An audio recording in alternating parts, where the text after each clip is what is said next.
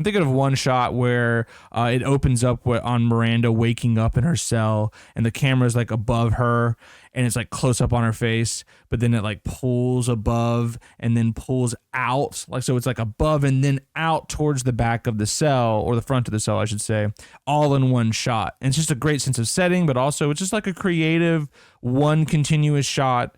in a movie that didn't really need, I mean, you didn't have to do that. You could have just had two cuts, you know. I mean,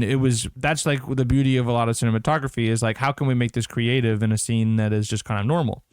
Oh, and actually, speaking of which, in that same scene, there's another great moment, because the ghost, the poltergeist, there's like, the camera is now like using the ghost as its perspective, which is a really cool thing to begin with. I'm thinking like the recent movie Presence. But in this way, there's some really cool effects mixed with the cinematography. So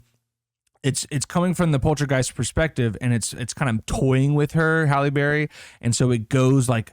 it rushes to her face and then goes around her neck, like through her hair, around her neck, and then wraps around, and then goes behind the cell door, like the cell window, and then wraps back around and does it again, goes up right to her eye. And like, all that stuff is like a really, I mean, one, it's creative cinematography just on its own, but also it's pretty obvious that they're blending like some CGI, some visual effects with the